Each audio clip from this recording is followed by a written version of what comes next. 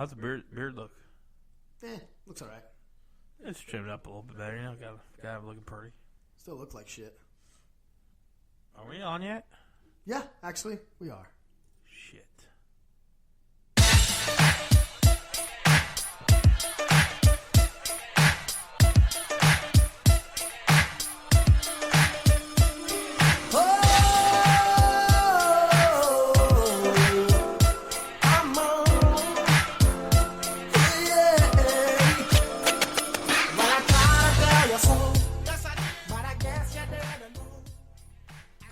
Hey, what's up? We are the Last Pick Sports Podcast.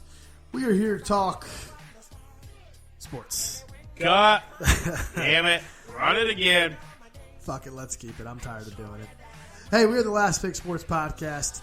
We will give you our view of sports as regular dudes. We might offend you, but we'll give you different ideas, and we'll have a damn good time doing it. And we don't really care what you think.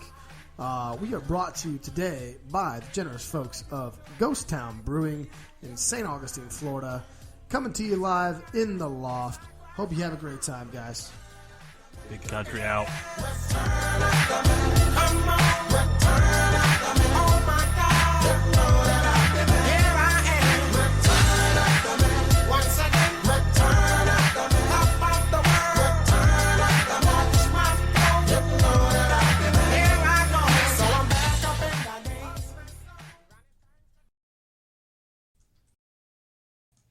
Oh, a little delay there, but got the mics on.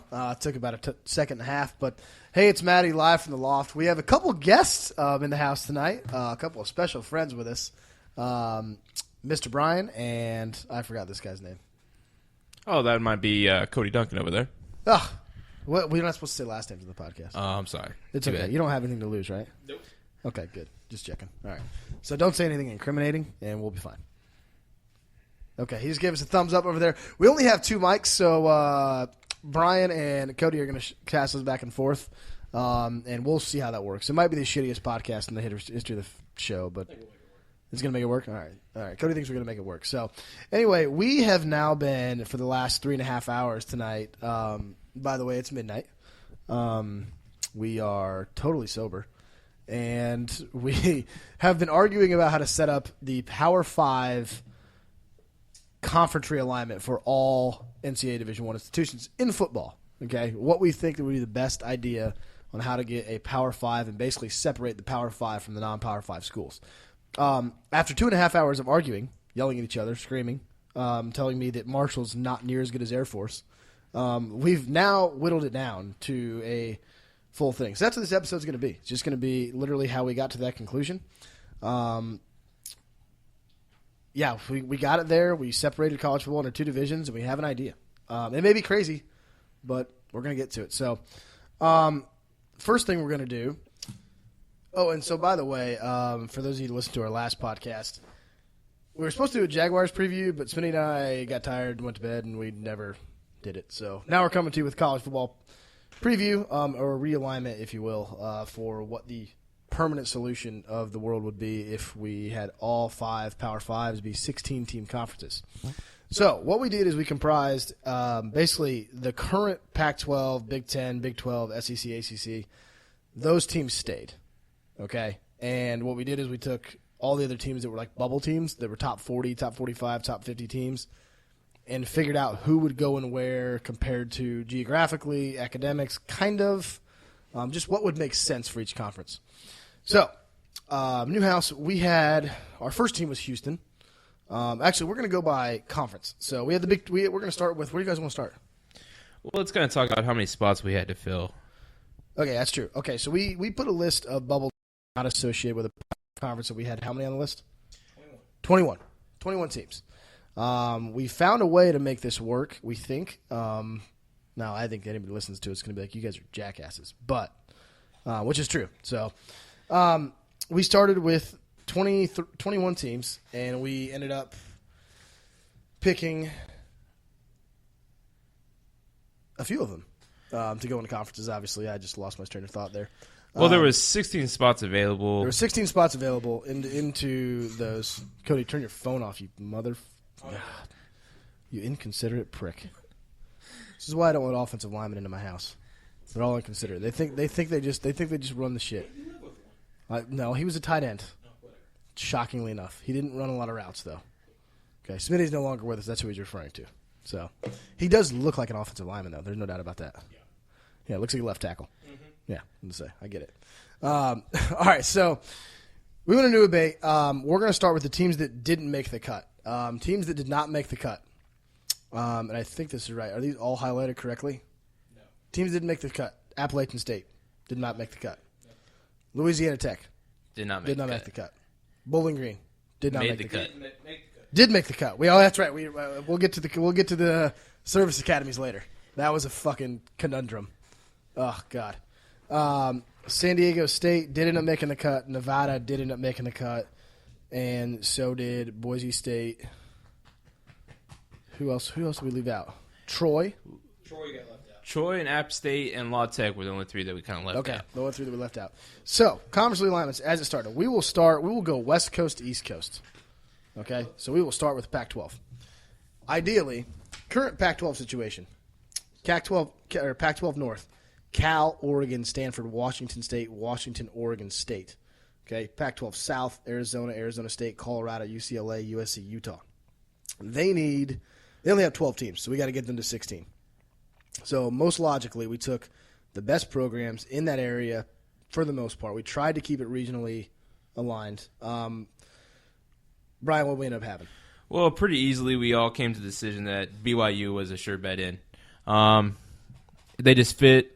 The whole Sunday situation really doesn't play in with football. Well, I didn't realize that. So they can't play, other sports-wise, BYU can't play baseball on Sundays. Yeah, just because of the Mormon religion, they don't play. Yeah. So baseball, there's that whole dynamic, but football, we don't really care. They're only going to play Saturdays or Friday nights. Listen, football's already fucked up the best basketball conference in the history of the world. The Big East is no longer. It's not the Big East of old. So football obviously runs the roost and makes the most money out of any sport. So that's just the way it is. That's the world we live in. Unfortunately. Not unfortunately. For us, it's great. Because if this shit actually happened, I'd be ecstatic. Oh, yeah. Okay, so the point is, once they move into a Power 5 team, or a Power 5 conference, we're going to separate two divisions. So you're going to have the Power 5 and the non-Power 5, and the Power 5s can only play Power 5s, and the non-Power 5s can only play non-Power 5s. Even for the tune-up games. Even for their tune-up games. There's no tune-up games anymore. Okay? You have to play somebody that's a Power 5.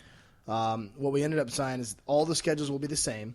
So every single conference will be the same. They'll have the same schedule breakdown as far as their 4 games. So they'll go, there's 8 teams in each division.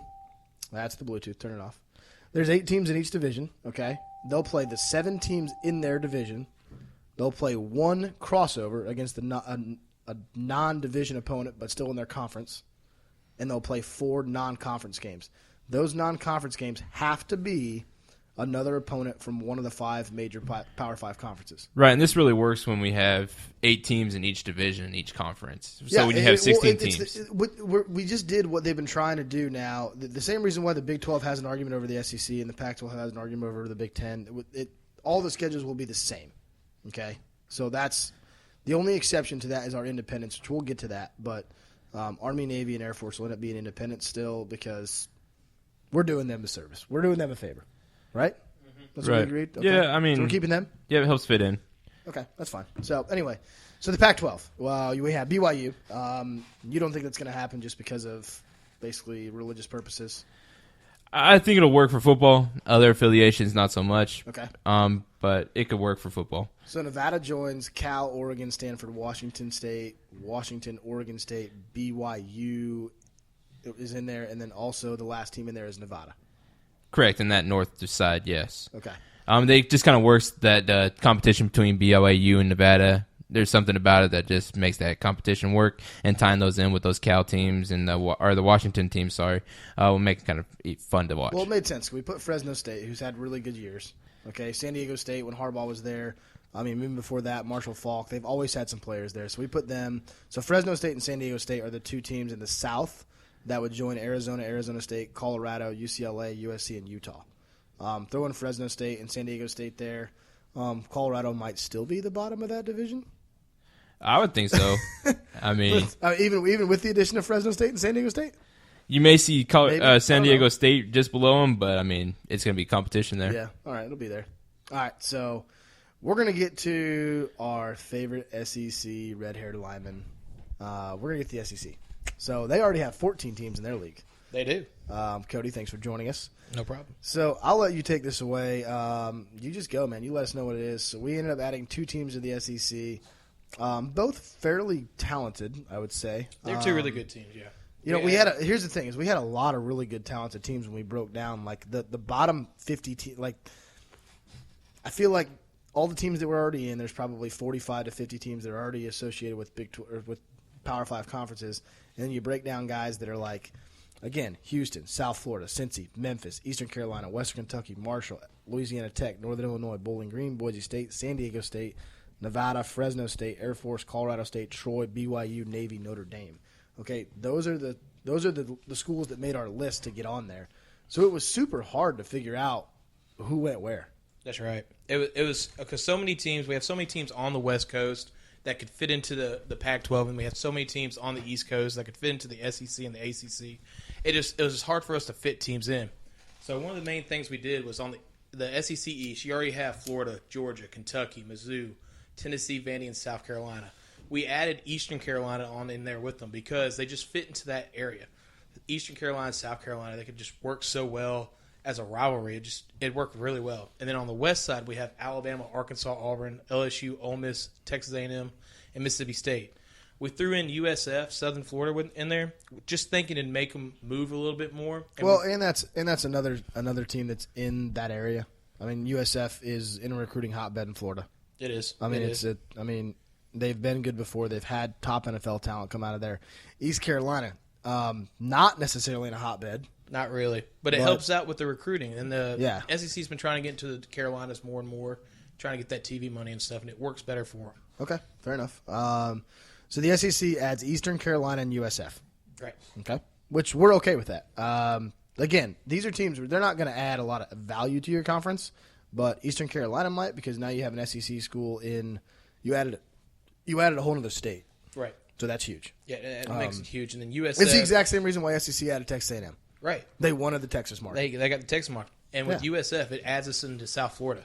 You know, where they've had Miami, they've tried to get them in Florida State and Northern. And Miami's in the ACC. And, right. And I think when you look at the additions we're going to make to the ACC here in a second, that definitely helps. Oh, it'll help them major. But USF will be a good team into the SEC as well. Yeah, it would be. So we're going to save the Big 12 for last. There's a lot of heated debate about that. And first of all, it had the most teams that needed it.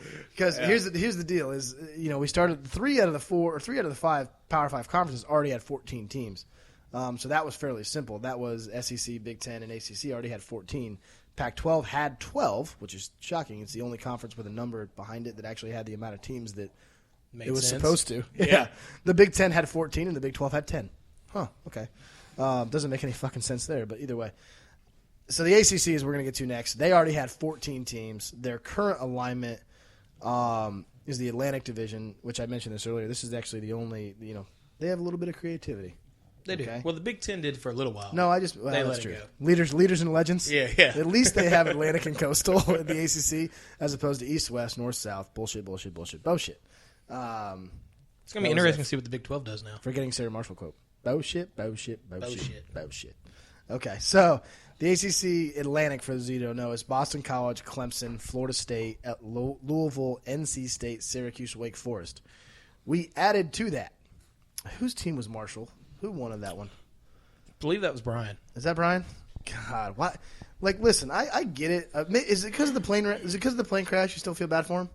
A little bit, but honestly, since we got rid of Navy, we thought Navy could possibly fit in, but putting those in the independent, discuss later. It just made sense to put Marshall over there and talk about over at Cincy, moving to the Big Ten. We'll talk about that. It just made sense for Marshall to go in right there. Okay.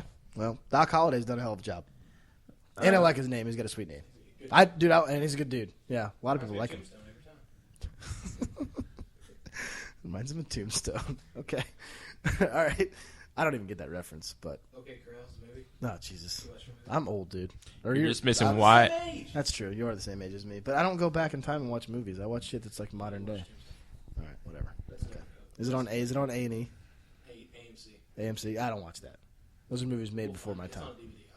Oh, God. I have it if you want it. So if you want me to watch Tombstone.